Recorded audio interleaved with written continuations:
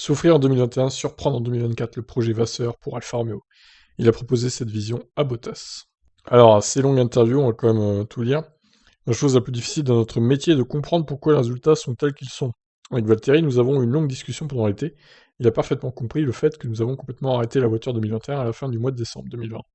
C'est une décision difficile quand vous êtes dans la saison et que vous savez que vous aurez 23 courses à faire, mais je pense que la véritable opportunité est 2022.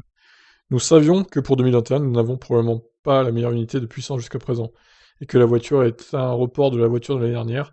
Ça signifie qu'en partant de la 8e ou 9e place, qu'est-ce que nous pourrions réaliser? 8, 7e, au classement des constructeurs au maximum.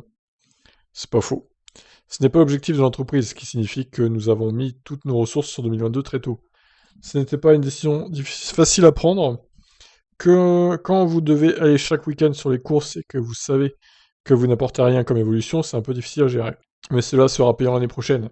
Nous faisons de bonnes avancées sur le budget, nous étions bien en dessous du plafond des coûts, et nous serons au plafond des coûts l'année prochaine. Le département aérodynamique d'Inville pousse, mais Maranello pousse également, poursuit Vasseur. Valtteri est conscient que Ferrari pousse à fond sur le moteur, tout va se mettre en place. Oui, donc la rumeur Alfa Romeo Mercedes, hein, c'était du bullshit. C'est plus ce genre de vision pour Valtteri qu'on propose. Vous voulez trouver un nouveau voyage pour les 2 ou 3 prochaines années. Mais l'horizon même de 2022 sera-t-il suffisant pour permettre à Alpha de rebondir?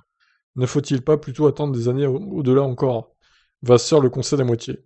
Avec Valtteri, j'ai essayé de le convaincre que c'était le meilleur choix. Si vous avez un projet à moyen terme, peu importe la situation de 2021 ou 2020, c'est la vision 2024 ou 2025. Ce n'est pas facile, mais vous devez penser comme ça. Oui, alors après 2024, est-ce qu'il sera encore dans l'écurie, Bottas? Il fera sur 2022-2023. Par contre, bon, s'il n'y a pas de résultat et qu'il a une offre ailleurs, peut-être qu'il va se casser de chez Alfa Romeo, hein.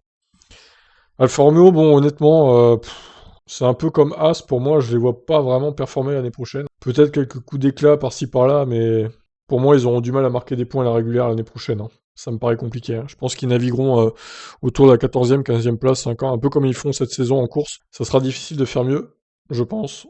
Après, voilà, on n'est pas à l'abri d'une surprise, on ne sait jamais, hein. Mais bon, voilà, c'est mon ressenti. En tout cas, je vous laisse réagir. Ciao!